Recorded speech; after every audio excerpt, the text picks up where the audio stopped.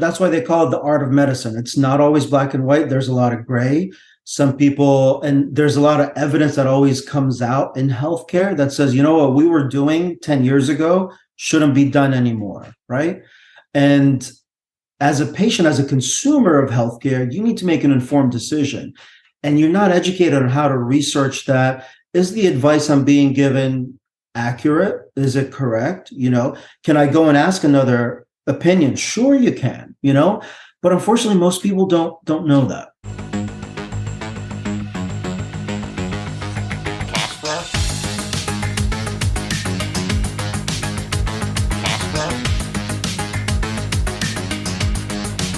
Did you clear your cash flow?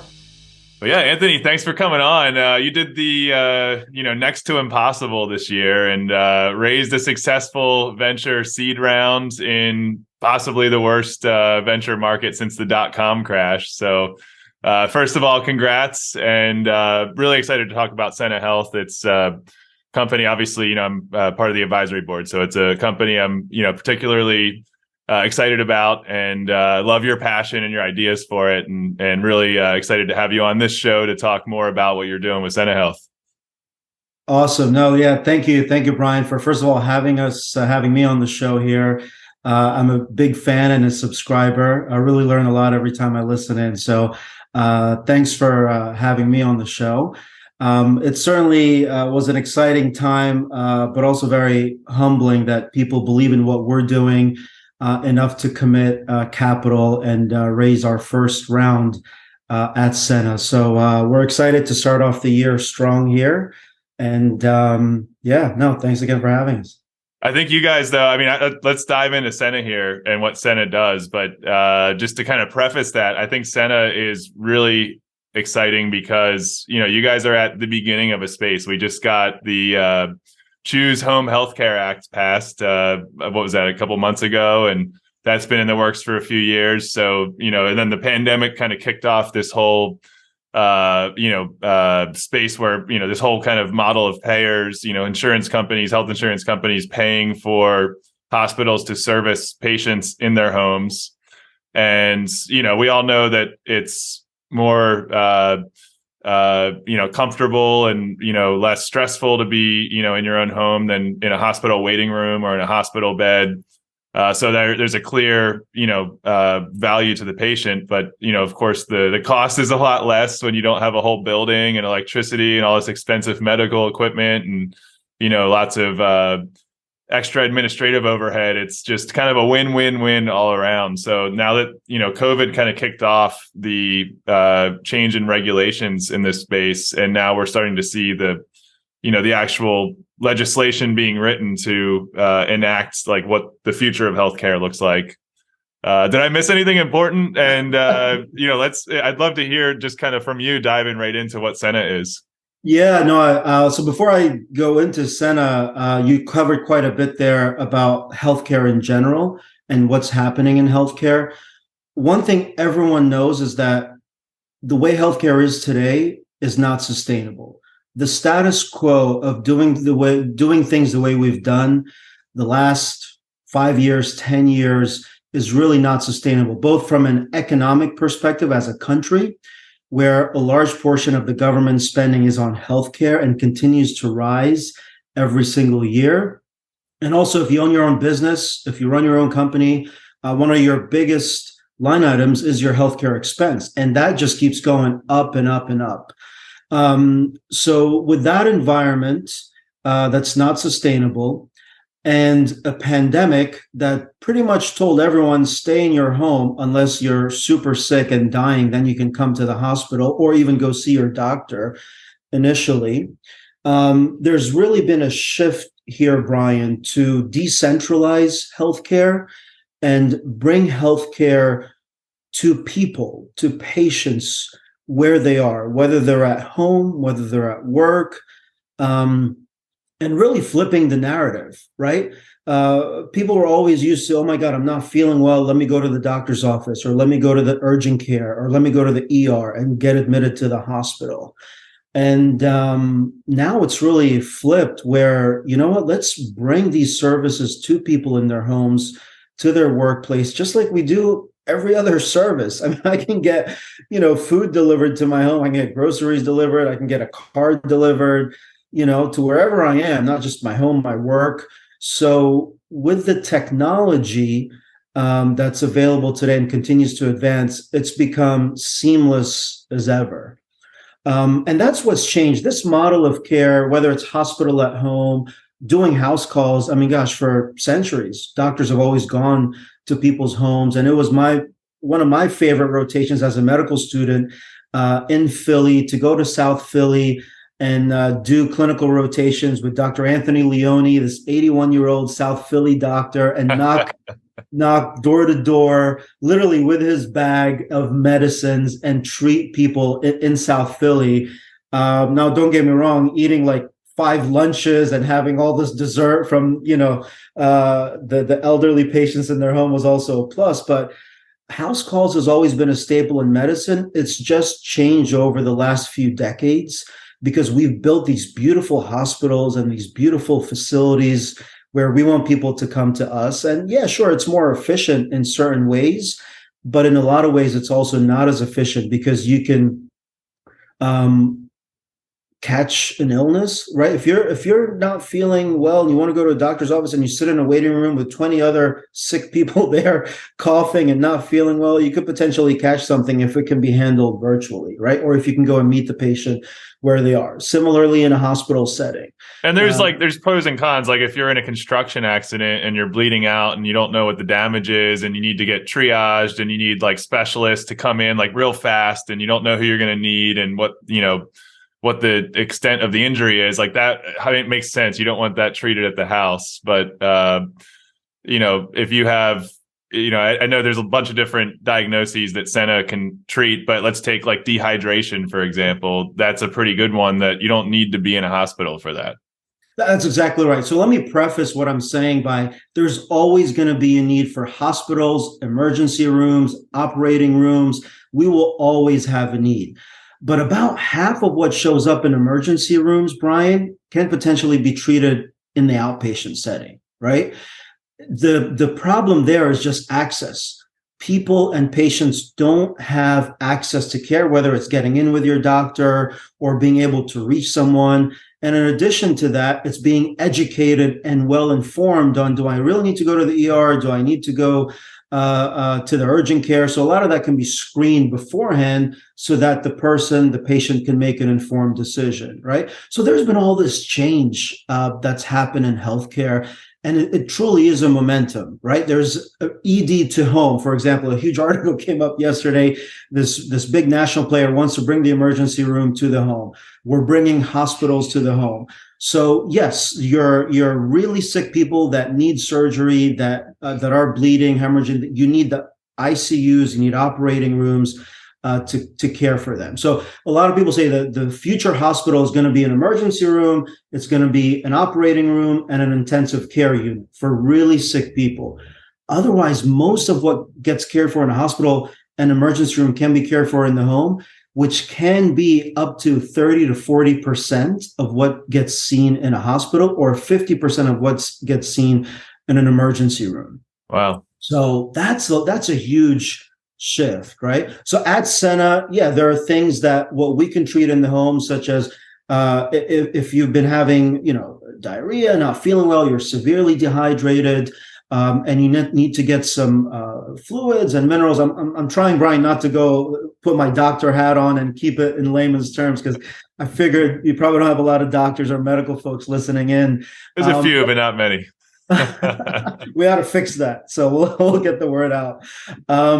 What's funny though? This is the second guest I've had. I had the CEO Artie of Seekster, and the opening line of that episode was talking about how I forget the act, but it's like the Data Portability Act, Interoperability Act. That one, that was like a law that went into place that legislated what his business does. Yeah.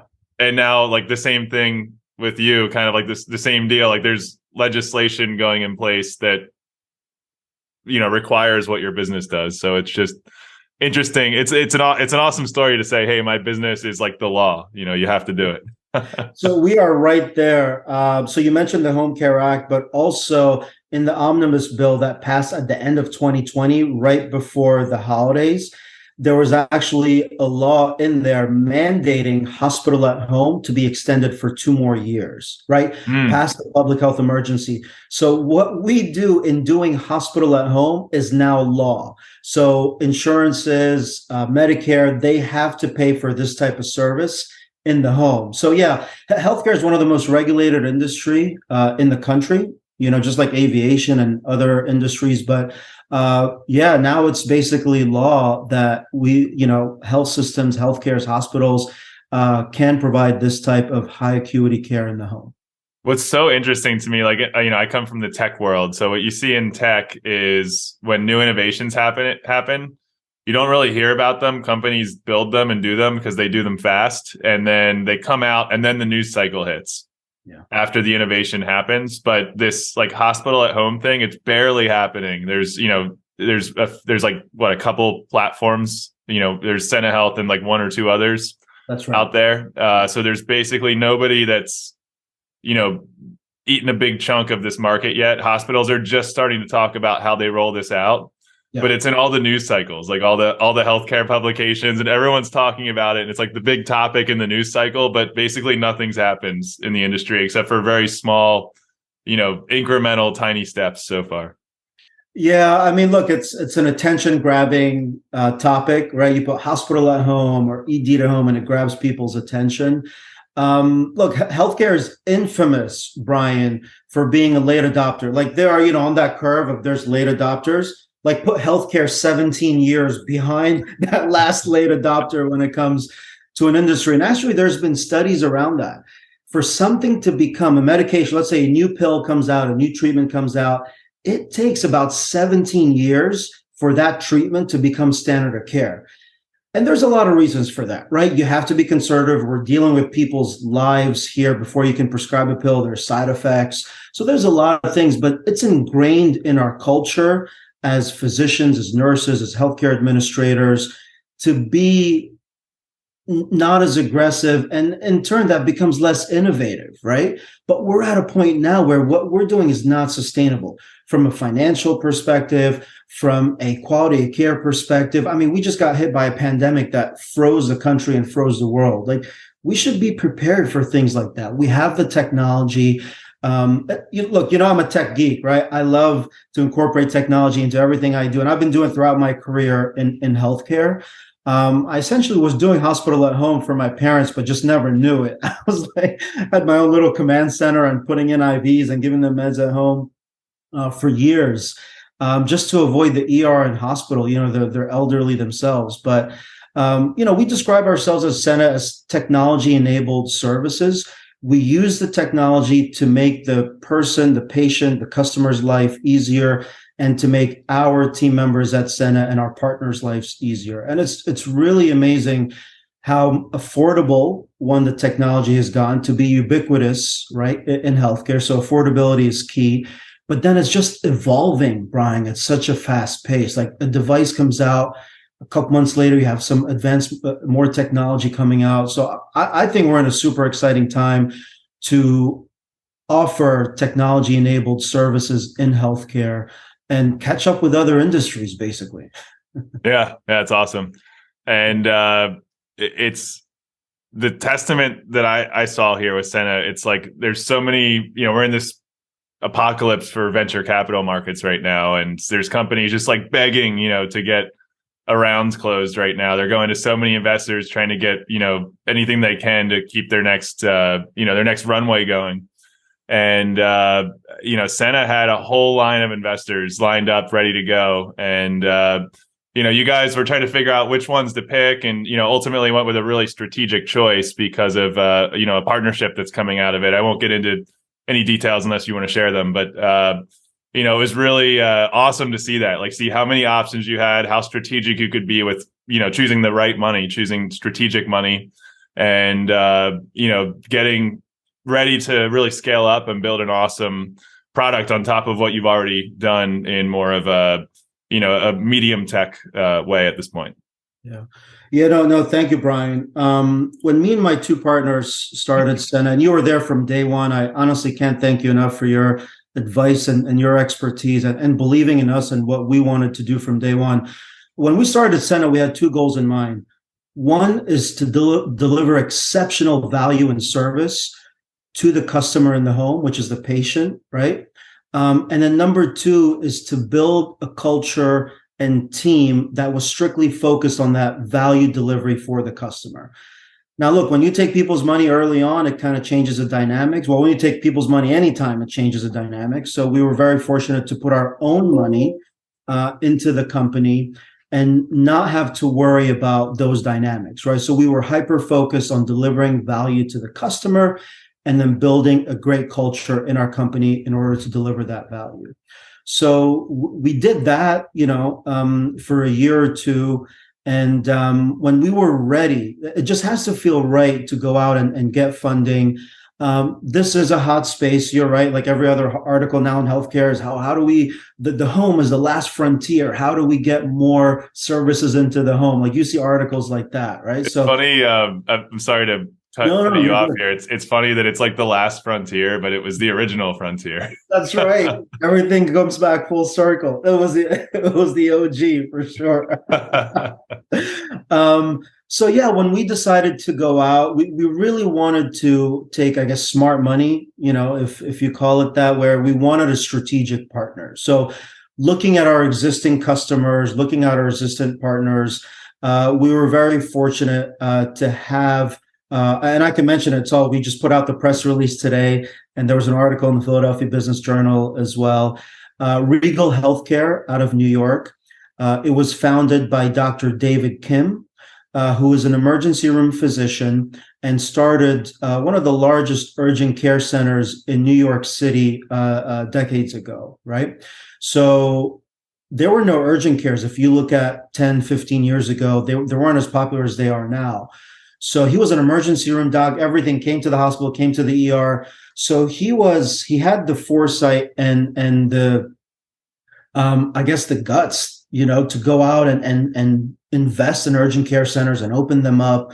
So it was really appealing to have someone like that who took that risk decades ago, build something amazing, and then eventually he exited and formed his private equity firm with the same mantra and intent to invest in similar people in healthcare. So he's the principal at Regal Healthcare out of New York, and just an amazing team. He put an awesome team together.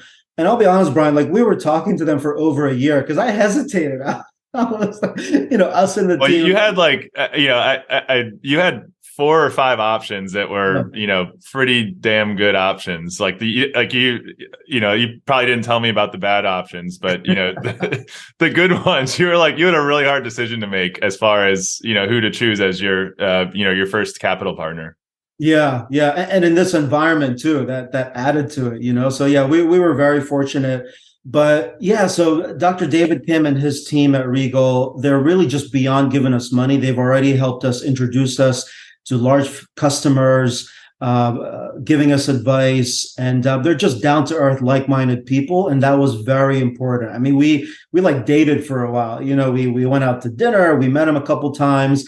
They have their office right by Penn Station in New York, Madison Square Garden. So I take the train up from Philly, do some work on the train, met with them a few times. I'm not kidding, until we all felt comfortable, and then did the deal right before Christmas. But I wanted to mention, so urgent care, just talking about them, where we are in hospital at home now, we're very much early on where urgent care was. So like urgent care started, it took them about 10 years to get to where now you can find one in every corner. That's where hospital at home, and we call it healing at home because there's so much you can do in the home, is about maybe 7 to 10 years to where urgent care is. So we'll get there eventually. But that's the thing with healthcare. Everything takes time. Another example is surgical centers. So in the 70s, for example, all surgeries used to be done in the hospital, right? You needed a knee surgery, a shoulder surgery, any basics, you had to go to the hospital and get it done.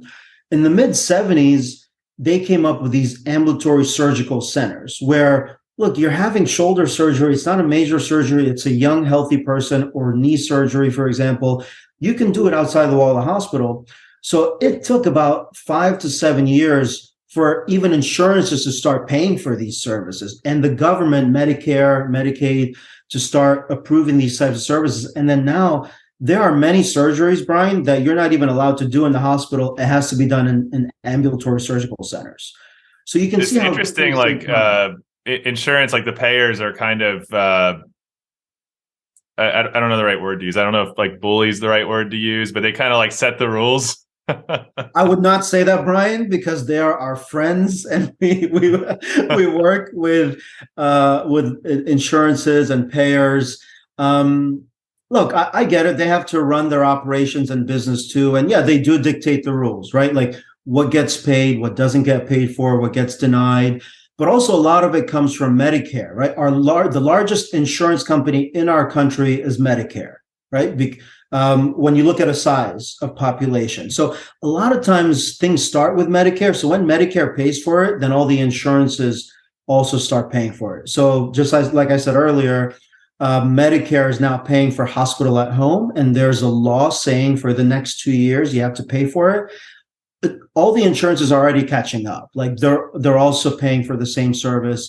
But yeah, insurances do dictate, just like any business, what they spend on and what they don't. You need approvals for certain processes and procedures. But yeah, talk about like the 17-year lag, though. If it takes 7 years for something to get paid for by the insurance, that's just like, that's when kind of day zero starts for implementing it now. Like now that it can be reimbursed, now you have to create the medical devices, create, the drugs, create the trainings, train the doctors, explain to them why this is important and what the innovation is here, and then roll it out to entire teams, and then get the patients to trust the process. And so that's, so if it takes 7 years to even just like start to happen, then it's probably another decade or more before it actually is happening at any real scale.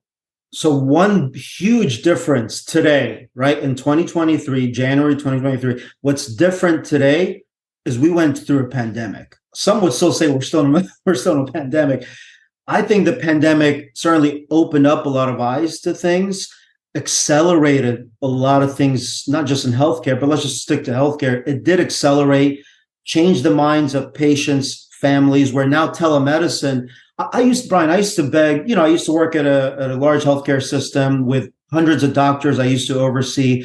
I would beg them to put telemedicine into their schedule and say, can you give me half a day? Like, why do we need a patient to come to your office and review labs? Literally just have a call with them. Like, the patient, it's a follow-up patient. Don't have them skip work, take time off of work, being away from their family. Isn't that the only way you get paid for it, though? Like if you don't have the patient walk into your office, then so you have to like disrupt their day just so that you can bill that 15 minutes. But really, it's like all the other stuff that went up to that 15 minutes that is the real value, not that real 15 minutes. So exactly. So reimbursement does influence this. But look, if I've done it where I've gone to the payers with an innovative program and say, hey, can we split the cost here? And let's see if this works, right? You benefit, we benefit, win-win for everyone, but most importantly, the patient benefits, right? So, but I was just saying, like, I was begging them to do telehealth visits for simple things before the pandemic.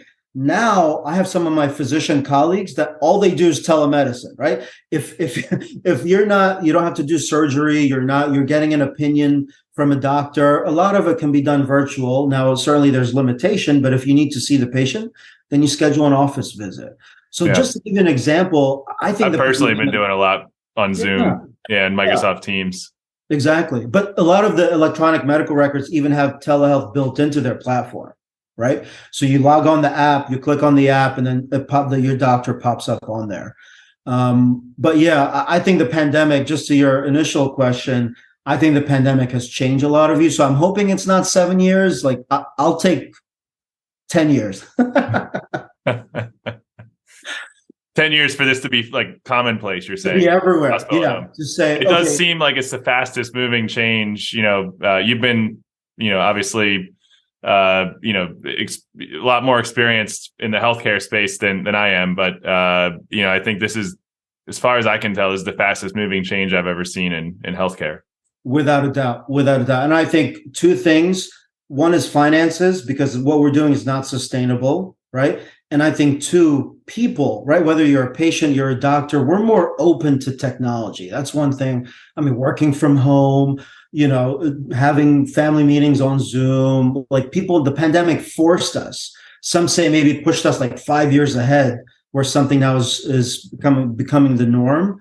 So no, I hear you, but look, healthcare has always been conservative, and I don't think it's going to be, it'll. Well, it's a good change. thing. You don't want to be you don't want to go into your doctor's appointment and hear the doc say, "Oh, hey, Anthony, I'm going to try this new thing I just saw on YouTube last night. Let me know how it works out for you." You'd be surprised. People do that still. Like, oh, I Googled this and I bought it online. And I'm like, what? Yeah, it was shipped over from some random country. I'm like, no, that isn't. That does happen, Brian. Oh, man. That's not innovation, by the way. But yeah, that's funny. Well, not funny, but funny to joke about it, I guess. Yeah. People have to be informed. People really have to be informed. And that's why actually one of the service lines that came out of Sena, and it wasn't our intent, right? So for Sena, we partner up with large medical groups, hospitals, health systems, payers, home care companies, really anyone looking to get into the at-home care space, right? They want to deliver their service. If you have a cancer doctor that wants to deliver some of their services in the home, you have a heart doctor, a cardiologist, you have a hospital, even primary care and wellness. What we offer is we help you develop your strategy, because you can't go in blindly, right? Just like any program, you have to organize it. You have to make sure financially, operationally, and clinically, you have a strategy. So after we help them deliver a strategy, then we set up their own unique program. And this is their program, right? We're white labeled, we're in the background. And then third is we go live.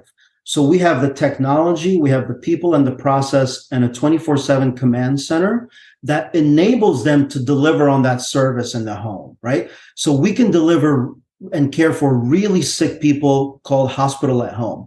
But we can also do SNF at home, which is like rehab in the home. We can do advanced primary care in the home, cancer care in the home, you name it, right? What's evolved from that, Brian, is now we had some of our partners say, look, we're doing such a great job with our patients. Can you help us with our employees? Because they're using the ER. They don't have doctors. They're not knowledgeable about healthcare, which on average, by the way, there's been studies about this. The average patient consumes healthcare at about the comprehension of a fifth grade level, right? When you compare it to other things. So unfortunately, we tend to complicate things in healthcare. So you have to keep it very simple. You have to educate the patients and their family members. So what we're doing now is actually also one of our services that just emerged is we can help businesses offer their employees care navigation for their employees so they can make an informed decision, right? Do I really need to go out to the ER right now? Do I, can a telemedicine visit help me? I'm looking for a specialist, like a fertility specialist. Where do I turn to? This is what my insurance plans offers. So we're helping them make an informed decision. So really what we're doing here is enabling everything from hospital level care in the home to even wellness and prevention for employees who, look, they're working at home now. A lot of people are working from home. So essentially work at home, the lines have been blurred, right? So is Sena going to help on how to find the right specialist or to understand what your coverage allows for?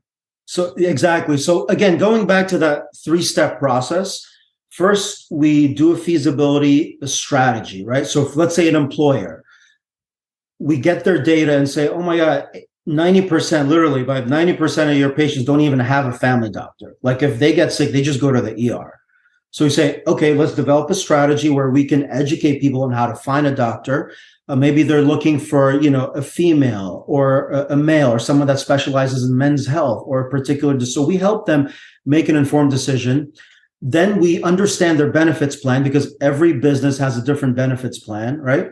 And then we help them go live. We are available 24/7, 365. That's what we offer. because people don't get sick Monday to Friday, 9 to 5, right? So we're 24/7, 365. We do it at a low cost because you have to reduce the cost of services in healthcare. And we help companies, hospitals, whoever our partner is, get there faster, right? Because they don't have to invest all these resources into building a command center and building all these resources that we've done for a few years now already and have learned and have the scars to prove it. So we're ready to go. I mean, that's really powerful. Like that, it's like concierge service that for employees that are on like a group plan or a self-insured plan or something, having that access to just even questions about, I have this problem, I don't know who to see, and I don't know what's going to be covered. I want to know what the costs are going to be, and how do I budget? We're going to pay out of pocket, right? Exactly. Yeah. So we can say, okay, you go to this doctor, and this is their background. This is what your out of pocket is, or you go to this doctor, and you have no out of pocket, and here's their background. It's your decision. But Brian, I want to make it, because I get this all the time. It's one of my pet peeves. It's like, oh, this is concierge, like white glove service. And my response to that is, no, this is how we should deliver care, because people don't know healthcare, right? People don't know how to consume healthcare. So people have to make an informed decision of how to consume healthcare. We've just been in this hamster wheel of, oh my, let's go to the hospital, go to the ER, go find a doctor. Well, how do I do that? Like you said, I have something I need help with. Where do I go? You can't go search online and Google. There are a lot of resources, but you want a human being on the other line helping you, right? Like we're in the healthcare, but we're in the people business. So you use technology, you use people to build that trust and say, hey, Brian, here are your options, and this is what your health plan covers. Now make a decision, right? And how many surgeries and procedures get done that don't need to be, just because somebody goes to a specialist and says like the right sequence of symptoms, and then the specialist says, oh, you have XYZ, and then prescribes a procedure. And, it's, there's got to be stats on that, right? Yeah, exactly. So we've, kind of like a second opinion, right? So some people don't even know like that's an option, right? There's a lot of, that's why they call it the art of medicine. It's not always black and white. There's a lot of gray. Some people, and there's a lot of evidence that always comes out in healthcare that says, what we were doing 10 years ago shouldn't be done anymore, right? And as a patient, as a consumer of healthcare, you need to make an informed decision. And you're not educated on how to research that. Is the advice I'm being given accurate? Is it correct? Can I go and ask another opinion? Sure, you can, but unfortunately, most people don't know that. Yeah, interesting. Yeah. That's awesome. I love what Sena is doing, and it's I can imagine being in that position, like having an app or having just even someone I can email that could answer questions quickly and gets back quickly. And then if I have a question for the doctor that's a quick, question, being able to get that routed to a doctor and just get an answer without having to, go in somewhere in person and go through the whole process. That's, such a needed, I like that that's kind of like what is called concierge medicine now, but I like how you're seeing that as what should just be the standard.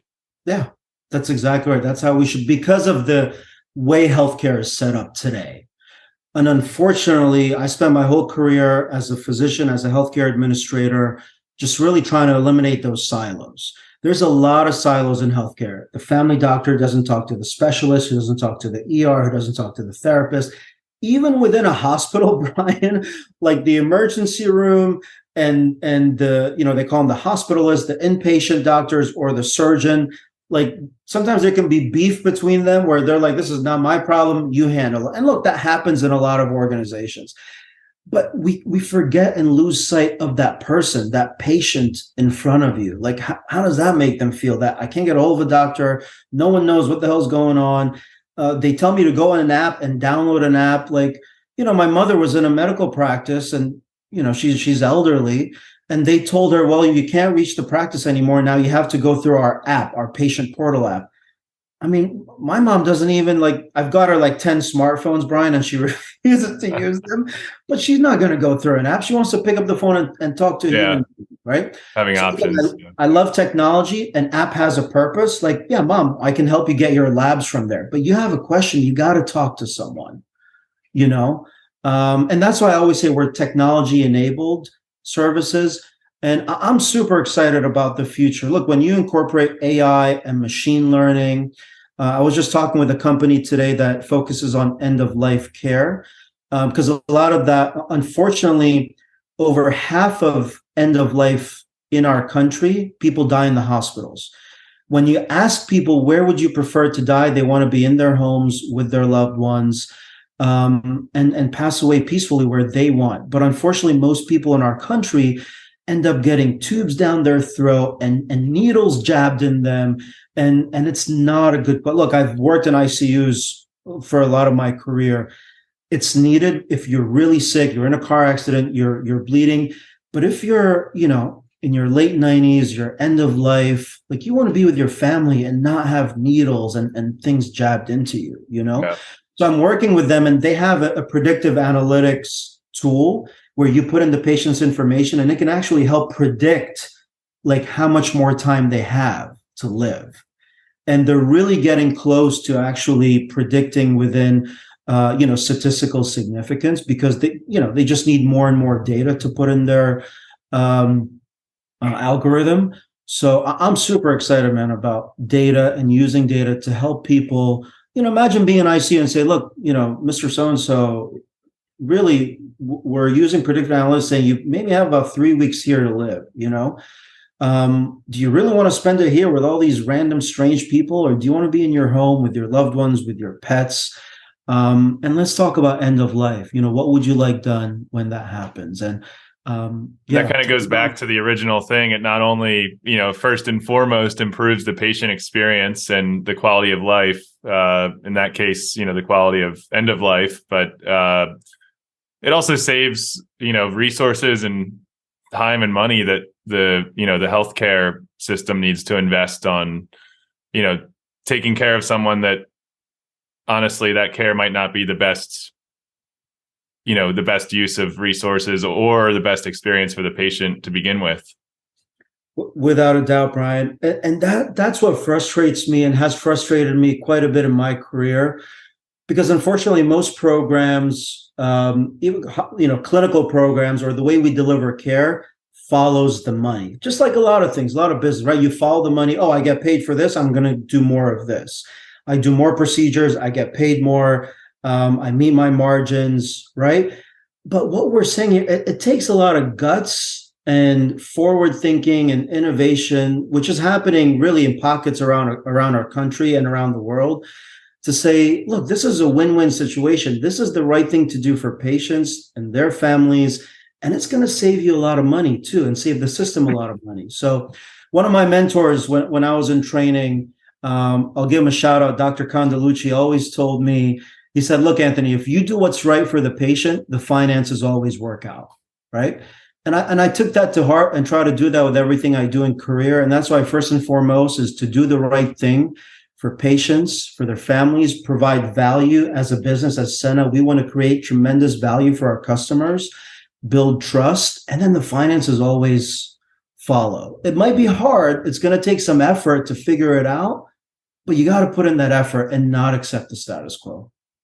I think we need to be super efficient, though. There's a big wave of, boomers that will be needing a lot of care over the next few decades. And I'm interested. So that's like the 10 to 25-ish year forecast, roughly. But then there's like a wave after that where there's a lull, I think, in the population. So I'm like curious, what's your like short, medium, and like super long-term predictions for the healthcare industry?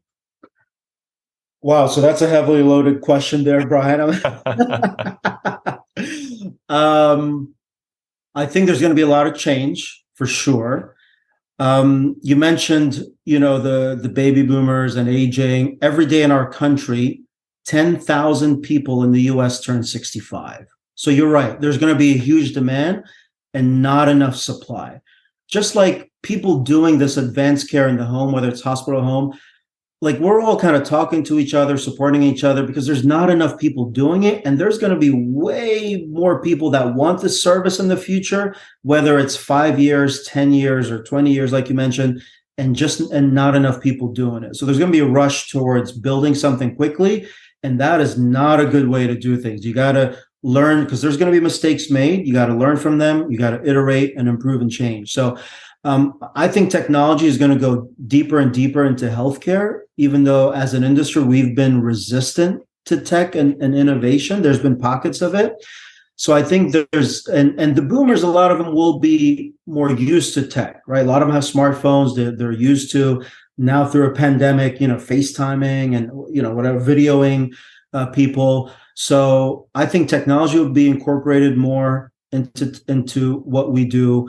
And then we have to find a solution to helping the aging population at a lower cost, because the way healthcare is adding cost year after year, it's unsustainable for the government, for our country, and for simple businesses, right? I just want to run a business and deliver on services. So I'm not avoiding your question, Brian, but I'm just, a short answer for me would be definitely in 10, 20 years, there'll be more technology enabled services.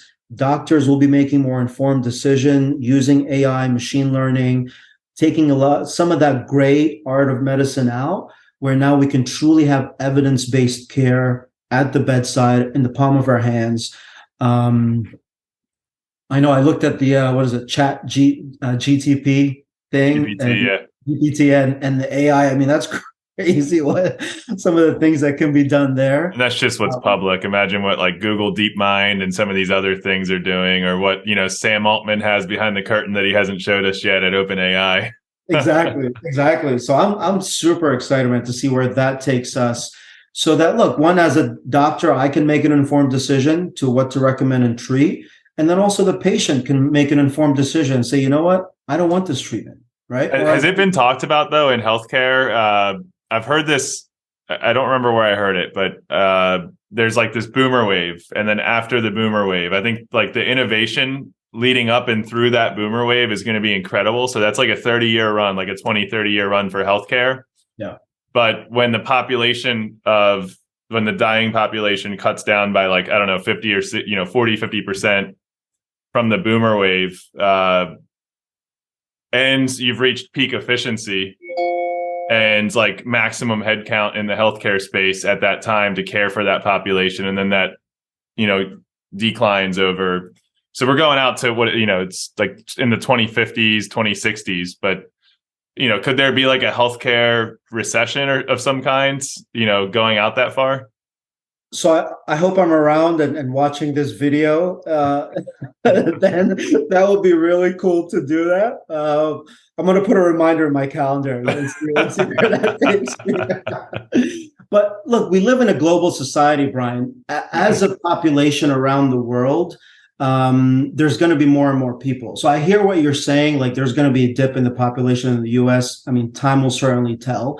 But we live in a global society where I think we can even deliver on some of these technology services around the world. I think that's one thing people still respect around the world is US healthcare for really sick people, because we invest in research and development for, cancer treatments and really innovative medications and things like that. So I personally think healthcare is a global problem. That's where the name Sena comes from. Actually, it's an acronym for all the continents in the world. It's a global. That's cool. I didn't know that. Oh, really? I told you that. Yeah, I didn't know that. Yeah, but to that point you're making, so I went to a wedding one time in Peru. It was a wealthy family's wedding, and I met a lot of very wealthy Latin American people, and one of the people I met was the daughter and son-in-law of the president of Ecuador at the time. Mm-hmm. And I think their son was born with like half a heart or something, and they sought out the best children's healthcare, the best pediatric surgeons to deal with that heart condition, and they ended up at CHOP and lived in Rittenhouse for 2 years while he went through like 50 surgeries or something. We don't realize that CHOP is the number one children's hospital in the world, second to none. Also, Wills the eye hospital right on it's right on Chestnut. It's the number one eye hospital in the world. There's a big medical tourism industry, actually, companies that focus on bringing people from other countries to the US. Now, certainly you have to be affluent and be able to afford it. Unfortunately, it's not for the masses, and a lot of people can't even get a visa, to come to the US. But that's one thing that's indisputable as far as the the caliber of care that we can deliver for really rare things. Like, we come second to none. Johns Hopkins in Maryland, DC area, like, they're the number one health system in the world for a reason. People come here, they donate to these institutions. But yeah, in Philly, we're very lucky to have CHOP, and we kind of forget that. But yeah, CHOP is the number one health system in the world, where even doctors want to come and practice at CHOP. Wow. Because they're so good. Yeah. I knew it was really good. I didn't know it was literally the number one in the world. That's really, I can see it out my window from my apartment. That's pretty crazy. But then that's a small minority, right, of healthcare in our country, right? Those really sick, rare diseases, procedures.